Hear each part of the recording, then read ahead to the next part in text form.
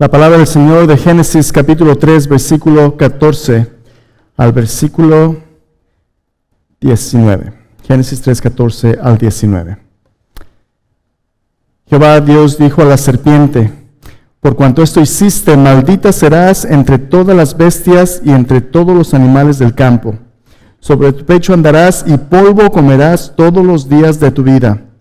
Y pondré enemistad entre ti y la mujer, entre tu descendencia y su descendencia. Este te herirá en la cabeza y tú le herirás en el calcañar.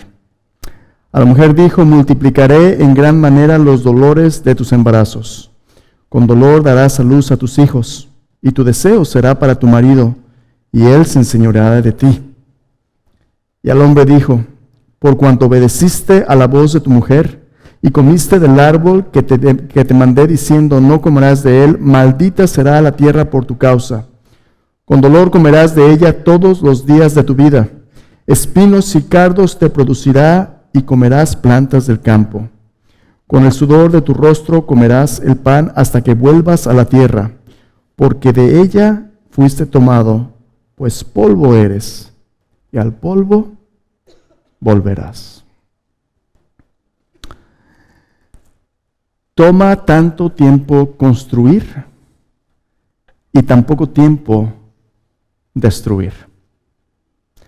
Toma tanto tiempo construir y tan poco tiempo destruir. Todo lo que da vida, todo lo que es bueno, todo lo que vale la pena, por lo cual vale la pena vivir, toma tanto tiempo. Y destruirlo, solo un instante, una decisión. Si usted tiene un hijo pequeñito que está creciendo, ¿cuántos años toma ese niño en madurar? Un buen, ¿verdad? La inversión de comida, cuidados, educación, colegiatura, todo lo que usted invierte para que crezca, se convierta en un adulto productivo y maduro. Y una sola decisión en un momento equivocado puede acabar con la vida de ese ser amado. Su matrimonio, ¿cuántos años toma el sobrevivir la juventud y los años difíciles de criar a los hijos, o las luchas si hay infertilidad, los miedos, los temores, los egoísmos, las traiciones, y llegar a un punto a la vida media, ¿verdad? Los 40, 50 y las crisis, cuando ya no está tan joven, cuando ya está más cerca de la muerte que lo que tiene de vida. Y muchas personas se separan, se divorcian, los engaños. Toma tanto tiempo construir una relación productiva y solo un momento, un instante, destruirla. Simplemente póngase a pensar, plantar un árbol, un roble, un cedro, un árbol grande. Usted planta la semilla, una pequeña bellota, ¿verdad?, de ese tamaño. ¿Cuánto tiempo tarda en crecer ese árbol? 1, 2, 3, muchos de los árboles que tenemos alrededor. Si los plantáramos hoy, usted y yo no tenemos tiempo de verlos crecer a madurar. Encinos, 100 años en ser un árbol grande. Más de 100 años. Pueden vivir cientos de años. Todo ese tiempo de crecer, de recibir la luz del sol, la lluvia, los nutrientes del suelo. ¿Cuánto tiempo toma cortarlos? En un día los puede cortar uno, ¿verdad? Y todos esos años, en una decisión, pueden quedar a un lado. Génesis capítulo 3, que hablamos la semana pasada en la caída, es esa terrible decisión que la humanidad tomó, que en lugar de darnos vida, nos trajo la muerte. Dios le dijo al hombre y a la mujer: de todos los árboles del huerto puedes comer, pero en medio del huerto, del árbol de la ciencia del bien y del mal, no comas de él, porque el día que comas, vas a morir. La humanidad tenía una decisión que tomar: escoge la vida para que viva él y su descendencia, o desobedece a Dios y eso trae como consecuencia muerte. Nuestras decisiones tienen consecuencias. Y al hablar Dios aquí, al traer juicio y maldición sobre la serpiente y juicio sobre la humanidad, Dios le dijo al hombre y la mujer y a Satanás mismo que las cosas no serían igual.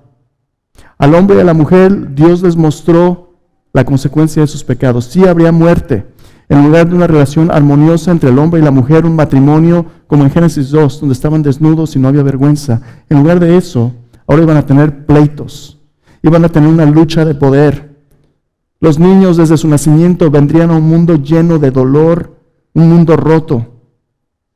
El hombre, en lugar de encontrar satisfacción en su trabajo, ahora iba a ser una carga.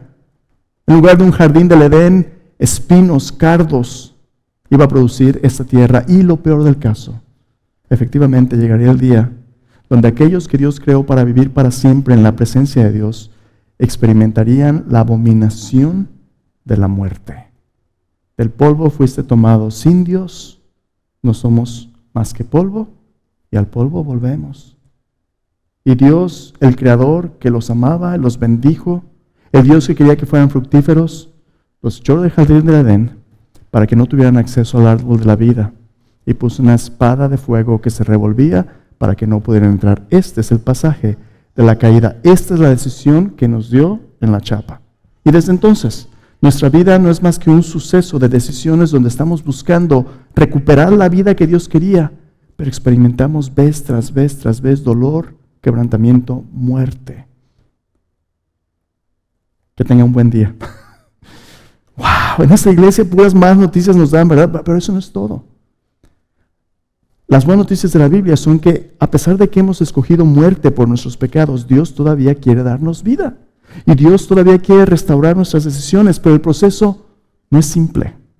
El proceso es un proceso difícil, donde en este caminar, en este viaje de la vida va a haber tantas decisiones tan complicadas y circunstancias tan complicadas que a veces nos van a hacer cuestionar el carácter de Dios, nos van a hacer cuestionar el propósito de nuestra vida, nos van a hacer cuestionar tantas cosas.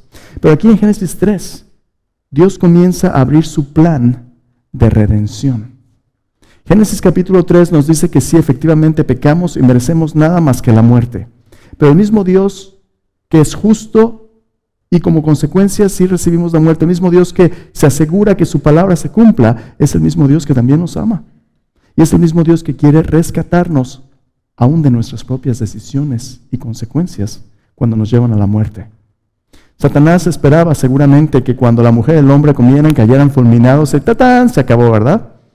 Pero comen, y aquí está la pregunta, cuando comen del fruto, ¿están muertos? No, pero mueren. Pastor, eso me suena como que a pregunta capciosa, ¿verdad? Sí y no. ¿Cómo que sí y no?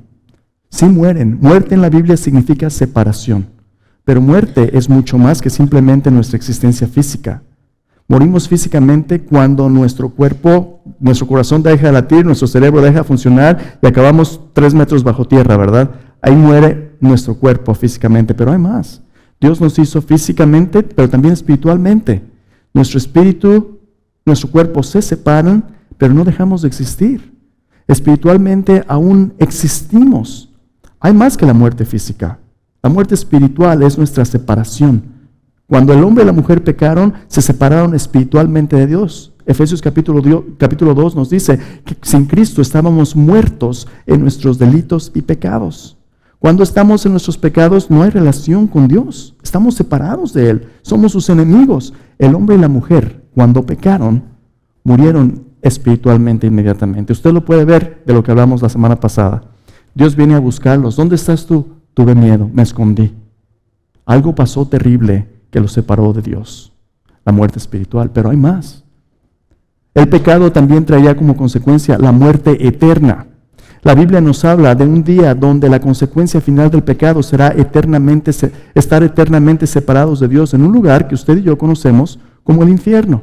Al final de su Biblia en Apocalipsis, este destino final de los perdidos, los que mueren en sus pecados, la Biblia lo describe como un lago que arde con fuego y azufre, un lago de fuego. Esa última separación de la presencia de Dios es el destino de aquellos que mueren en sus pecados. ¡Ay! Todavía más malas noticias. Espérate tantito, no, espérate. Aunque ese es el juicio final de los que mueren en sus pecados, eso no es lo que Dios quiere para nosotros. Dios quiere restaurar nuestra capacidad de escoger la vida. Y aquí en Génesis capítulo 3, inmediatamente después de que el hombre y la mujer pecan, Dios trae una palabra de promesa que comienza a revelar el plan de redención. En la Biblia, redención significa que Dios entra en el desastre que es nuestras vidas para rescatar y restaurar todo lo que el pecado quiere destruir. Quiero que pienses en tu propia vida. Mi propia vida, nuestras vidas. ¿Son nuestras vidas perfectas? nuestras vidas son un desastre. En esta iglesia, déjame decirte que todos tenemos vidas complicadas. Yo le llamo la madeja. Nuestras vidas son como una madeja con la que el gato ha jugado. Y tiene nudos por todos lados. ¿Por dónde empieza uno? Bueno, en lugar de agarrar la madeja Dios y echarla a la basura, Dios pacientemente comienza a desenredarla. ¿Qué hay en tu madeja? ¿Qué decisiones han traído consecuencias destructivas? A lo mejor es alguien que ha pasado por el divorcio. A lo mejor es alguien que ha pasado por vicios destructivos. A lo mejor te has metido en problemas con la ley. Yo no sé. En medio de nuestra vida tan complicada, Dios quiere entrar y darnos una nueva oportunidad. Y de eso vamos a hablar hoy. Ven conmigo de nuevo a Génesis capítulo 3. Ahí vamos a empezar donde dejamos la vez pasada, a ver cómo es que Dios entra en este plan de redención para rescatar y restaurar lo que el pecado quiere destruir. Y esa es precisamente nuestra pregunta hoy. ¿Cómo rescata y restaura Dios lo que el pecado ha dañado y destruido? Entre hoy y las siguientes semanas vamos a empezar a ver en el libro de Génesis cómo Dios comienza su plan de redención. De las semanas anteriores, si te acuerdas, hablamos de que tu Biblia tiene 4 secciones principales. La primera sección, creación, nos habla de los buenos propósitos creativos de Dios, creadores de Dios. Dios nos hizo con un propósito, bendición. Por su palabra, Dios quería vida para nosotros. Después de la creación, ¿sigue? ¿Qué? La caída. En la caída le dimos la espalda a Dios, escogimos el pecado y eso trajo como consecuencia muerte. El día de hoy empezamos la tercera sección y la más grande en la historia de tu Biblia, la sección de la redención. El plan de Dios para rescatar y restaurar lo que el pecado lastimó. La redención va de Génesis 3 hasta casi el final de tu Biblia. Tú y yo estamos viviendo este plan de rescate de Dios, la salvación. Desde el principio hasta el fin, la salvación en la Biblia es la obra de Dios. Se le ocurrió a Él y Él también es el que provee para que podamos recibirla. Vamos a hablar de ello más el día de hoy y las semanas que vienen. Y al final, tu Biblia termina con nueva creación. Si tú ya has estado leyendo tu Biblia o escuchando a través del diario Permanecer, ya terminamos el libro de Génesis y empezamos un nuevo libro, ¿verdad? ¿En qué libro vamos? Éxodo. Si no has tenido oportunidad, todavía hay chance. Empieza a escuchar, empieza a leer tu Biblia. Bueno, cuando lleguemos a Éxodo después vamos a hablar más acerca de cómo Dios implementa este plan a través de su pueblo. Pero si has estado leyendo tu Biblia, ya has leído Génesis. En los mensajes que vamos a ver siguiente vamos a ir bastante rápido en muchos capítulos, pero vamos a enfocarnos en ciertos aspectos claves de este plan de salvación. Así que si no has leído, te va a servir mucho más si ya te preparaste escuchando antes de venir aquí. Te va a servir bastante y vas a ver algunas cosas bien interesantes del plan de salvación de Dios. Hoy vamos a empezar aquí en Génesis 3. ¿Cómo es que Dios rescata y restaura lo que el pecado ha dañado y destruido? Así que Génesis 3, más o menos a Génesis 22. Hoy vamos a cubrir de Adán y Eva hasta el llamado de Abraham y Sara. No vamos a ver a Abraham y Sara, lo vamos a ver después, pero vamos a ver qué es lo que Dios hace para rescatar a la humanidad a través de este hombre y de este personaje llamado Abraham. Hoy vamos a ver lo que sucede entre Génesis 3 y el llamado de Abraham. ¿Qué sucede allí? Versículo 14 y 15 en Génesis 3. Son las palabras de Dios en juicio a la serpiente. Dice, maldijo a la serpiente. No solamente físicamente la serpiente ahora sería un animal repulsivo, un animal humillado que comería polvo. Esta es también una expresión de derrota. Que un enemigo coma polvo significa que ha sido completamente derrotado en la Escritura. Dios dice, Satanás será derrotado. ¿Y cómo será derrotado? Venga otra vez ahí conmigo, Génesis 3, 14 y 15. Una observación antes de compartir lo que le voy a decir. 15 otra vez, versículo 15 dice, pondré enemistad entre ti y la mujer, entre tu simiente, su semilla, su descendencia, y la simiente suya. Esta te herirá en la cabeza, tú le herirás en el talón, el calcañar.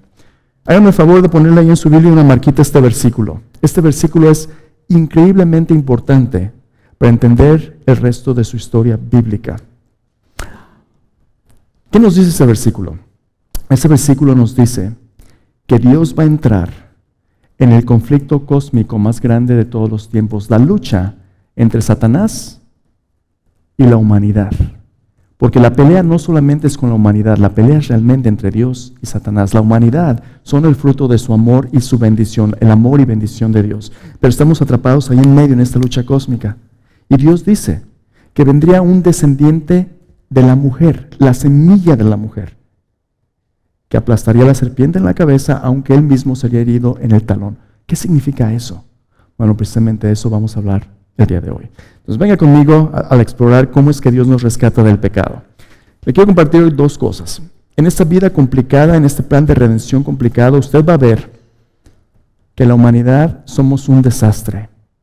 Pero aún así, Dios quiere entrar en nuestro sufrimiento y quiere Dios darnos ciertas cosas, sin las cuales no puede haber salvación. El plan de Dios para rescatar y restaurar lo que el pecado ha dañado y destruido nos invita a recibir dos cosas. Escúcheme bien. Antes de que Dios nos pida algo, porque en realidad no tenemos nada que darle que valga la pena. Antes de que Dios nos pida algo, Dios siempre toma la iniciativa de proveer. Dios nos da. Y lo que nos va a pedir es que estemos dispuestos a recibirlo. Nos va a invitar, Él no nos va a obligar. Cuando Dios nos dice, escoge la vida, Dios va a respetar lo que decidamos. Aparte de su gracia, no podemos escoger bien. Pero Dios va a proveer para poder escoger su voluntad. ¿Cómo lo va a hacer? De eso vamos a hablar hoy. Primero, ¿qué es lo que Dios hace? Dios nos invita a recibir su promesa de bendición a pesar de nuestras fallas. Y es precisamente este pasaje que le acabo de leer. Piense por un momento. En Génesis 3, 14 y 15, de lo que hablamos la semana pasada, la humanidad acaba de hacer exactamente lo que Dios le dijo que no hiciera. Como dicen aquí en Estados Unidos, ¿verdad? I messed up. La regué. ¿Cómo te sientes cuando te cachan con las manos en la masa? Cuando dices algo que sabes que no debiste y la regaste. En este pasaje la humanidad ha afrentado, ha desobedecido a Dios, le ha dicho a Dios, Dios, no te metas con mi vida, yo voy a hacer lo que a mí me dé la gana. Y como consecuencia han traído vergüenza, temor, culpa, todo tipo de destrucción. Están separados, el hombre y la mujer, el uno del otro, separados de Dios, son egoístas y orgullosos. Pero a pesar de sus fracasos, Dios sigue teniendo un plan. Dios pudiera haber escogido deshacerse de nosotros, hacernos a un lado, empezar de nuevo. Pero en lugar de eso, ¿sabes qué fue lo que Dios hizo? Dios decidió darnos otra oportunidad. ¿Y cómo es que Dios nos dio esta nueva oportunidad? Dios nos dio, escúchame bien, eso es bien importante, Dios nos dio su palabra con una promesa. Su palabra con una promesa. Otra vez, versículo 15. Dios le dijo, pondré enemistad entre ti y la mujer, está juzgando a Satanás, pondré enemistad entre ti y la mujer, entre tu simiente y la simiente suya. Esta te herirá en la cabeza, tú le herirás en el calcañar. Dios dijo, habrá un descendiente de la mujer que aplastará a la serpiente en la cabeza, aunque él mismo va a ser lastimado. Pregunta, ¿quién es este personaje? Si tú lees toda tu Biblia, tú te das cuenta que esta es la primera vez que se promete un Salvador. Ahí te va. ¿Cómo es que Dios nos rescata y nos restaura?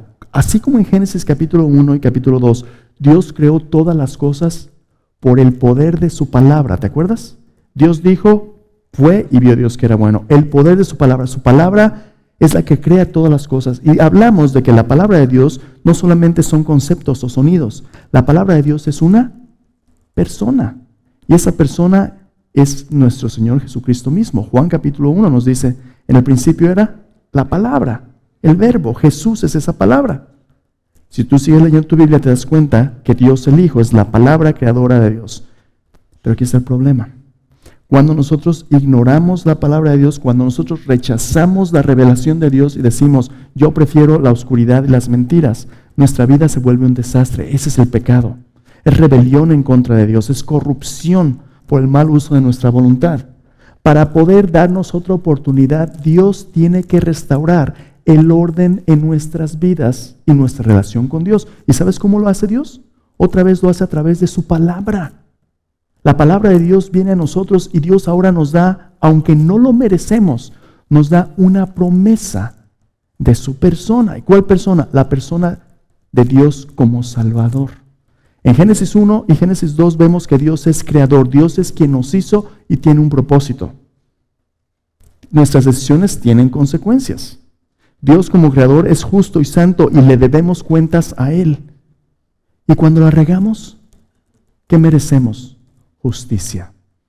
Y la justicia de Dios es que la paga del pecado es muerte. Tú y yo delante de Dios no merecemos más que muerte. Pero lo maravilloso de Génesis 3 es que Dios a veces nos da lo que no nos merecemos. Dios nos da otra oportunidad. ¿Por qué esto es tan importante? Porque Dios quiere que entendamos lo grave de nuestras consecuencias con el pecado, pero también que empecemos a ver que el Dios que dijo que merecemos la muerte no quiere que muramos. Ciertamente vamos a morir si rechazamos la palabra de Dios, pero Dios quiere darnos opciones y una nueva oportunidad. Si Dios quisiera destruirnos sin oportunidad, ya lo hubiera hecho. Pero ¿por qué no lo hace Él? Porque en Génesis 3 empezamos a ver que el Dios que es justo y santo y bueno es también un Dios lleno de gracia y que nos promete una nueva oportunidad. ¿A costo de quién? A costo suyo. Este personaje, el descendiente de la mujer, sería nuestro Señor Jesucristo mismo. ¿Te acuerdas tú? Vamos a hablar de ello cuando hablemos próxima semana más de Abraham. ¿Te acuerdas tú cuando el ángel viene a la Virgen María? Le dice que va a tener un hijo. En Lucas, capítulo 2. Va a tener un hijo. Será llamado Hijo del Altísimo. Dice María, esto está bien, pero es que hay un problemita. ¿Cuál es el problema? Pues soy virgen. No he conocido varón alguno. Y el ángel le dice, no te preocupes. El Espíritu Santo va a venir sobre ti. El santo ser que van a nacer será llamado Hijo de Dios. No te preocupes. ¿Te acuerdas de Elizabeth? Tu parienta que no podía tener hijos, va a tener un hijo también. Porque nada es imposible para Dios. ¿Y sabes qué contesta María? ¿Te acuerdas de sus palabras? Bien importante. Dice, he aquí la sierva del Señor. Hágase conmigo conforme a tu palabra. ¿Ves? En las imposibilidades de nuestra vida, en la madeja tan enmarañada, tan destruida, la palabra de Dios tiene el poder de darnos una nueva oportunidad. La pregunta es, ¿vamos a recibir la palabra de Dios o la vamos a dar por hecho y la vamos a ignorar? Es tan importante la palabra de Dios. Jesús habla después acerca del poder de la palabra de Dios para darnos vida y una nueva oportunidad cuando cuenta las parábolas en Mateo capítulo 13. ¿Te acuerdas de la parábola del sembrador? El sembrador salió a sembrar y parte de la semilla cayó junto al camino. Parte de la semilla cayó en pedregales, parte de la semilla, todo tipo de terrenos, ¿verdad? Espinos. Una cayó en buena tierra. Esa primer circunstancia donde cae la palabra dice que cae en un camino donde la gente lo ha pisoteado, una vereda pisoteada. No hay tierra. ¿Sabes qué le pasa a la palabra de Dios? Vienen las aves del cielo y se la comen. Cuando Jesús interpreta ahí en Mateo 13 más tarde la parábola, dice, bueno, ¿cuál es el significado? Dice, cuando la semilla cae en un corazón que no le entiende, entra por un lado, sale por el otro, Satanás mismo viene, se lleva la semilla, no le queda nada. El hombre y la mujer acaban de pecar. Y cuando nosotros nos sentimos culpables o cuando nosotros culpamos a otros, ¿sabes qué hacemos? Empezamos a excusarnos. ¿A quién le gusta que le saquen sus trapitos al sol? ¿A ti te gusta cuando te cachan te dicen, oye, hiciste mal? Ah, pues tú vas a ser muy bueno, ¿verdad? Pues sí, tú vas a ser perfecto, amigo de santurrón. Empezamos a excusarnos. Empezamos a decir, no, yo no tengo ningún problema, el problema eres tú. Cuando Dios viene a encontrarnos, así como Adán, nuestros miedos, nuestras inseguridades, nuestras culpas, empiezan a alejarnos del Dios que quiere restaurarnos. Por eso, hermanos, en lugar de acudir directamente al que nos puede ayudar a Dios, por eso nos movemos a la oscuridad. No, yo a la iglesia yo no voy. Eso no es para mí. Yo aquí, miras, ingenio. Cuando más necesidad tenemos, es que más quiere Dios rescatarnos.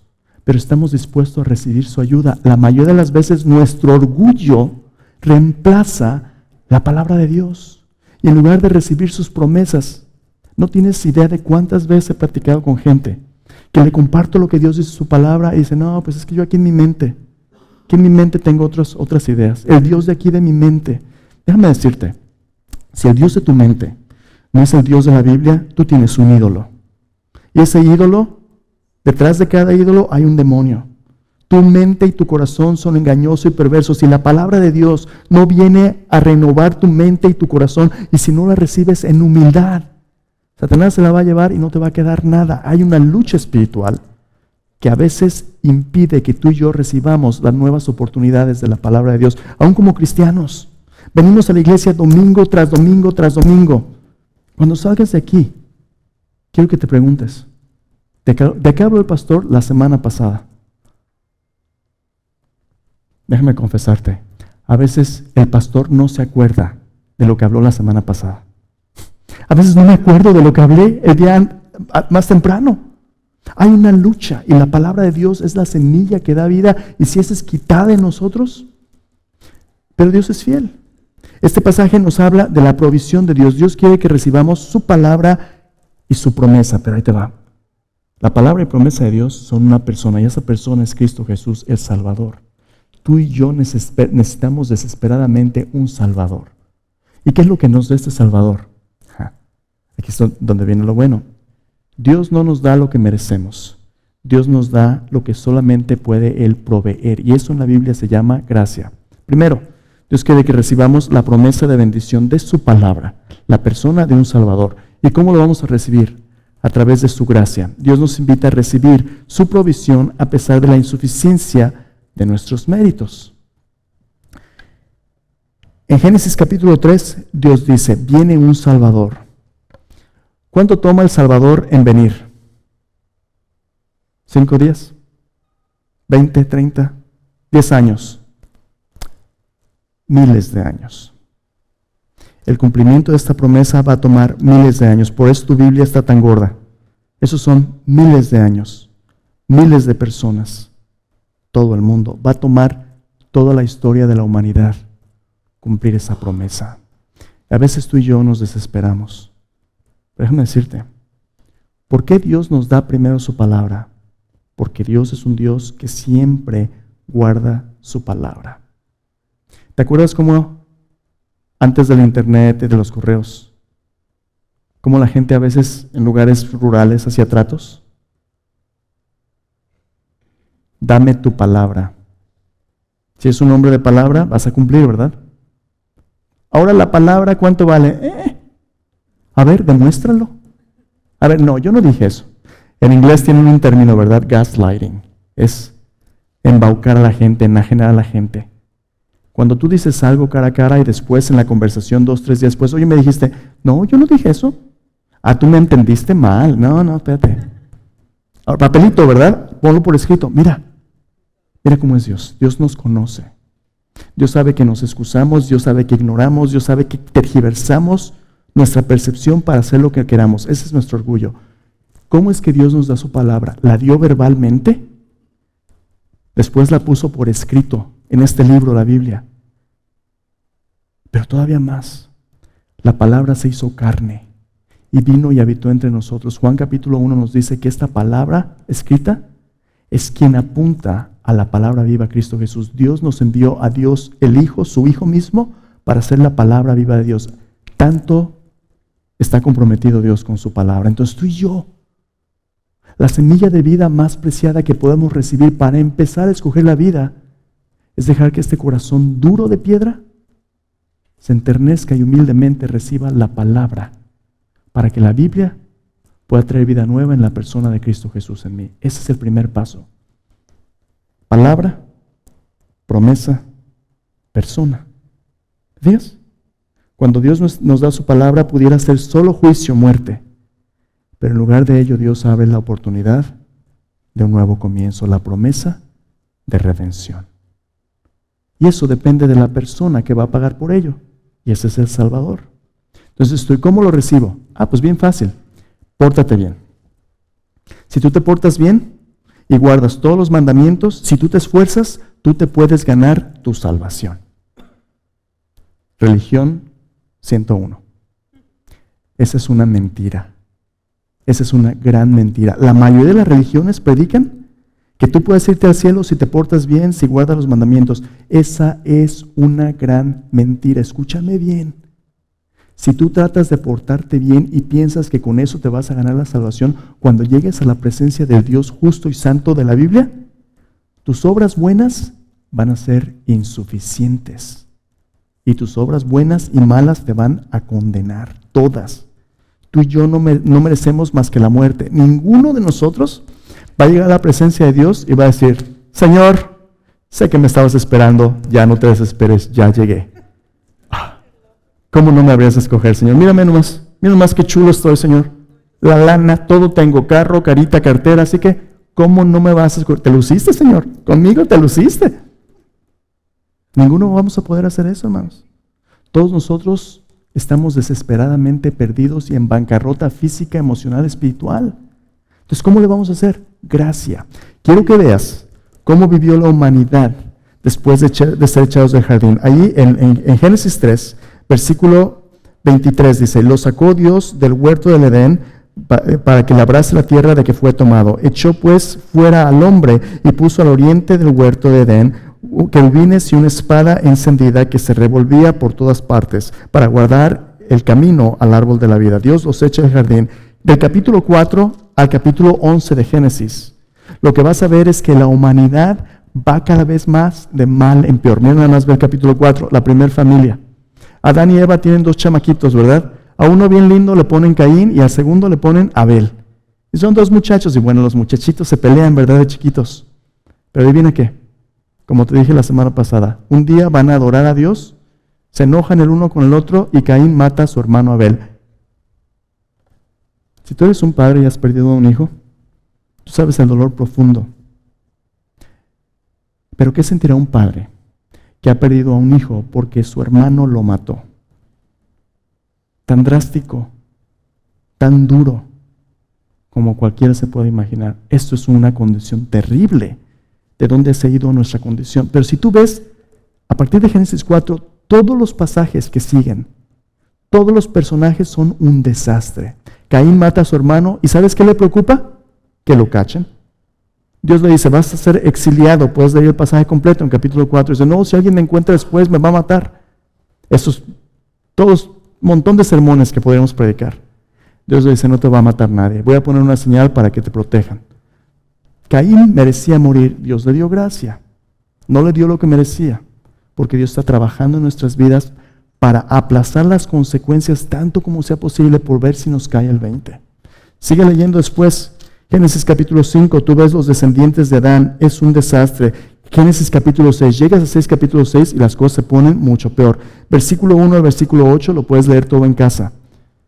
La humanidad empieza a corromperse física y espiritualmente. Los hijos de Dios tienen hijos con las mujeres. Ese es un desastre. Si ha sido parte de nuestra clase, el miércoles en la noche hemos hablado de esto extensamente. Pero por lo pronto quiero que veas lo que sucede. El versículo 5. Dice, vio Jehová que la maldad de los hombres era mucho en la tierra y que todo designio de los pensamientos del corazón de ellos era de continuo solamente el mal. Y se arrepintió Jehová de haber hecho al hombre de la tierra y le dolió en su corazón. Oye, ¿qué es eso de que se arrepintió Dios? Dios vio a la humanidad y dijo, híjole, la regué, ¿qué he hecho? ¿Me equivoqué? No. Cuando la Biblia dice que Dios se arrepiente, Dios es perfecto, inmutable, Dios omnisciente, todopoderoso. Dios no se arrepiente como tú y yo que digamos, híjole, la regué. No. ¿Qué está diciendo la Biblia? Cuando habla acerca de se arrepiente Dios, al evaluar nuestra condición, Dios se duele de que nosotros hayamos rechazado sus buenos propósitos. Y ahora, en lugar, escúchame bien, en lugar de darnos vida, ¿qué es lo que Dios quiere? Él tiene que darnos las consecuencias de nuestras decisiones, que es muerte. No es que diga Dios, híjole, la regué. Ahora Dios tiene que, en lugar de darnos la vida y los propósitos que Él quiere, tiene que darnos algo diametralmente opuesto a eso, nuestras consecuencias. Dice, le dolió a Dios en su corazón. ¿Sabes qué está preparándose Dios a hacer en el capítulo 6? Sigues leyendo tú 7 y 8, son los pasajes sobre el diluvio. Escúchame bien. Tú y yo no merecemos más que la muerte. Pero Dios, en lugar de darnos lo que merecemos allí, a veces nos da un espacio para que las consecuencias no nos alcancen inmediatamente. ¿Sabes cómo se llama ese espacio? Se llama gracia.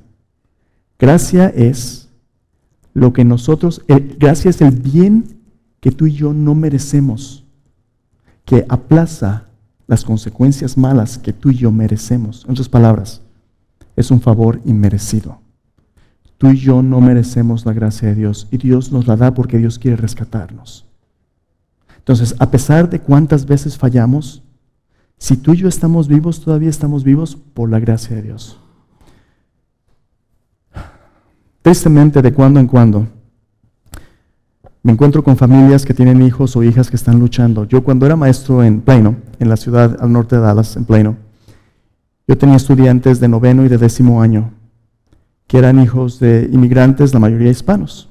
Sus papás venían porque sus hijos querían que tuvieran una mejor vida, trabajaban 2, 3 trabajos. El papá trabajaba, la mamá trabajaba, ambos duros. Y sus hijos iban a la escuela, pero acabando la escuela se venían a su apartamento, vivían en un complejo de apartamentos, muchos de ellos. Y en el apartamento se quedaban solos. ¿Y sabes qué hacían las pandillas de la comunidad? Iban y los reclutaban en los apartamentos. Y mamá y papá pensaban que estaban en la escuela, pero los muchachos iban a la biblioteca. Y muchos pandilleros los reclutaban para vender drogas. Uno de esos era mi estudiante. Y un día, el muchacho de hecho era inteligente, le echaba ganas, más o menos ahí la llevaba. Un día, cuando empezamos la clase, llegó el policía ahí en mi salón. Me dijo que tenía que llevárselo. ¿Sabes por qué? Porque en su cartera, ahí tenía drogas. Este muchachito de 16 años acabó en la cárcel. 16 años, ¿te imaginas? Dices tú, oye, qué barbaridad, ¿cómo es posible?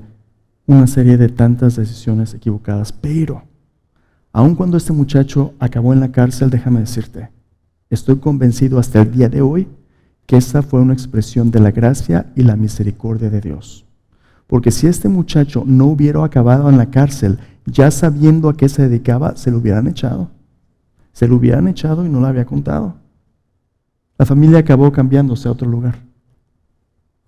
Pero Dios, aunque acabó en la cárcel, quiero pensar que le estaba tratando de dar otra oportunidad. Dios en este pasaje de Génesis capítulo 6 está a punto de traer un diluvio. Toda la carne es violenta y destructiva. ¿Cómo Dios nos va a dar otra oportunidad? Mira, Génesis 6, versículo 7 dice, y dijo Jehová Dios, raeré de sobre la faz de la tierra a los hombres que he creado, desde el hombre hasta la bestia, y hasta el reptil y las aves del cielo, pues me arrepiento de haberlos hecho. Versículo 8, escucha. Pero Noé halló gracia ante los ojos de Jehová. Gracia es cuando Dios nos da el bien que no merecemos y no nos da el castigo que merecemos a su costo. Dios ve a Noé, y Noé no es perfecto, pero Noé tiene un corazón humilde que busca a Dios. Si tú sigues leyendo después del diluvio, Noé acaba emborrachándose y haciendo cosas terribles. Noé no es perfecto, pero es un hombre que humildemente busca a Dios. ¿Y sabes qué Dios le da? Dios le da otra vez su palabra y una promesa de nueva vida. Dios le dice a Noé, Noé, voy a traer un diluvio. Voy a traer un diluvio, pero te he escogido a ti, para que a través de ti pueda haber vida. ¿Qué vas a hacer? Vas a construir un arca, porque va a llover, pero nunca había llovido hasta entonces. No había lluvia como ahorita. ¿Cómo que va a llover? ¿Qué es eso? Tú confía en mí. Más de 100 años le tomó construir el arca, predicó a la gente, esto va a pasar, y la gente se burlaba. Ay, eso de que tú crees en la Biblia, es puras mentiras, que va a llover, pues nunca ha llovido. ¿Cómo sabes? Porque todo lo que Dios promete, Dios lo cumple, aunque a veces tome tiempo. Hizo el arca, Dios llevó a los animales, Dios cerró la puerta tras Noé, y cuando Dios cerró la puerta, llegó el diluvio y se los llevó a todos. ¿Sabes por qué Noé se salvó? Porque Noé recibió la palabra de Dios y por gracia recibió otra oportunidad. Déjame decirte por qué es tan importante. Nuestros méritos no son la base de la salvación de Dios. Nuestras buenas obras son insuficientes. Aunque tratemos, la regamos. Después del diluvio, en Génesis 11, la humanidad comienza a multiplicarse otra vez. ¿Sabes qué es lo primero que hacen?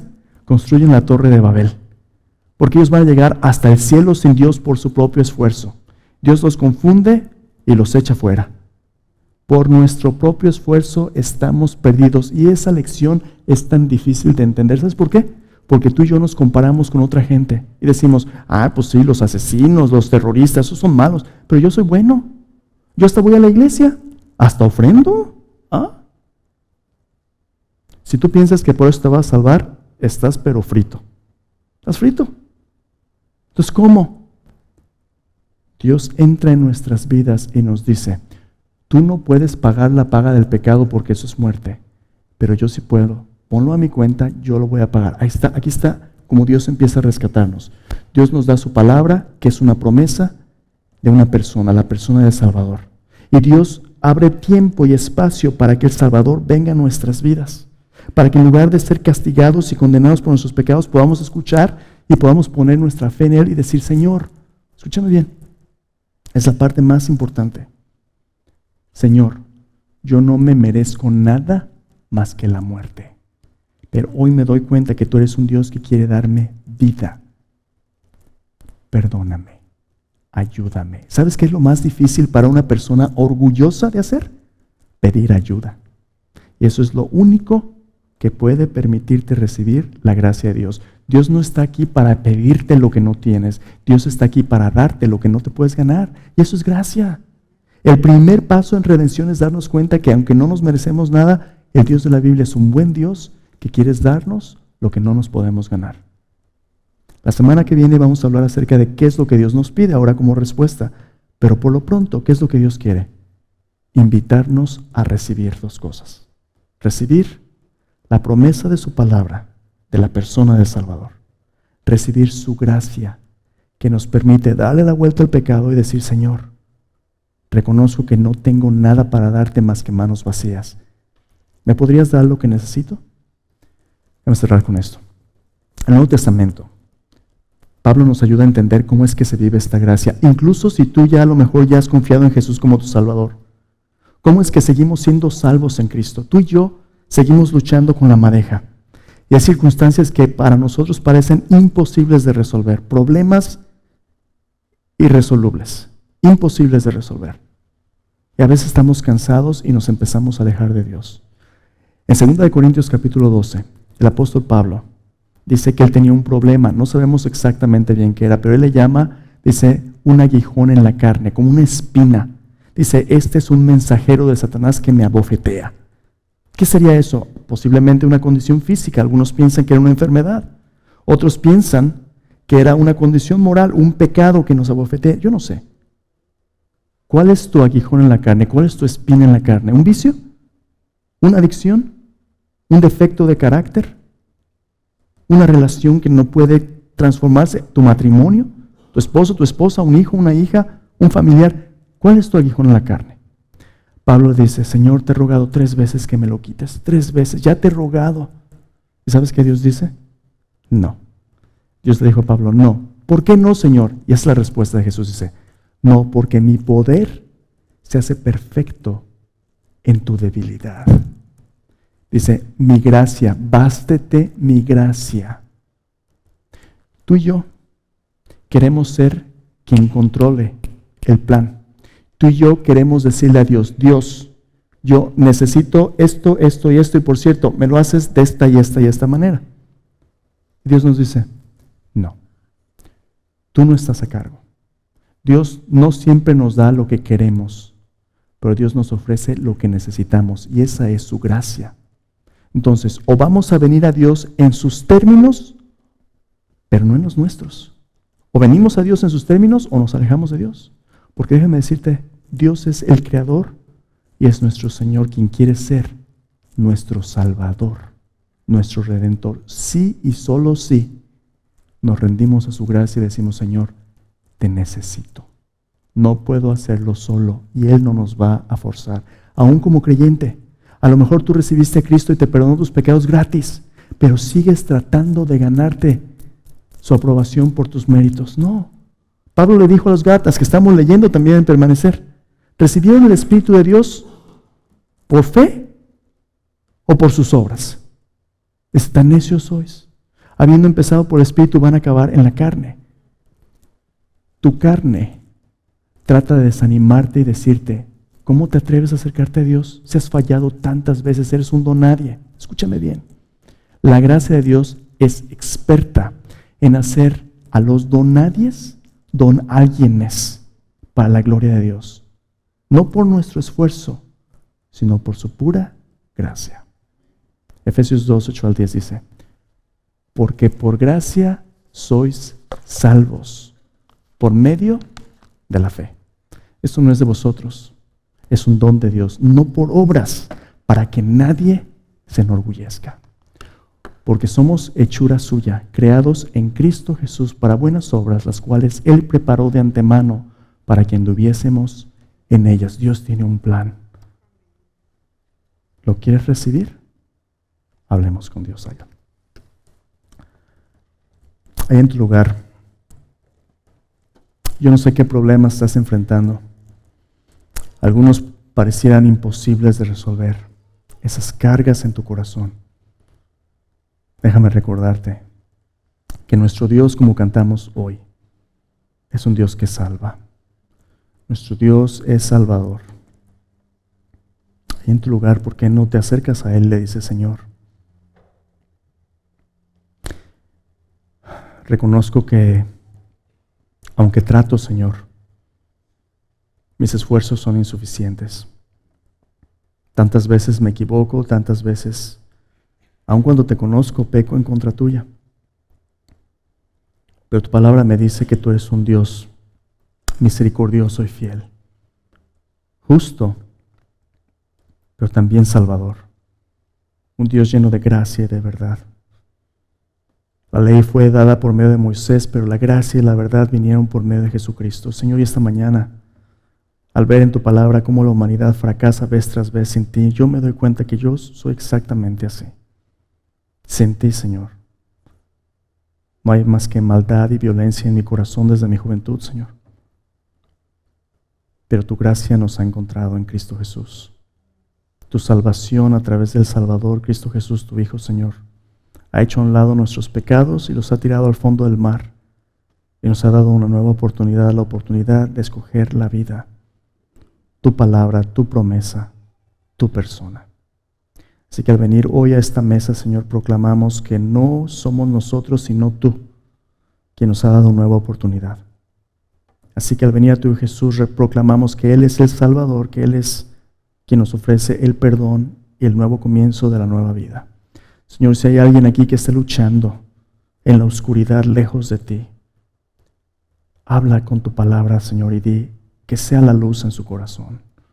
Tú llámales a ti, Señor. Tú provee lo que no podemos ganarnos, Señor. Que esa invitación que tú extiendes a nosotros sea recibida con un corazón humilde que dice, sí, Señor, yo recibo tu palabra, te necesito hoy. ¿Por qué no le dices al Señor en este momento que tú le necesitas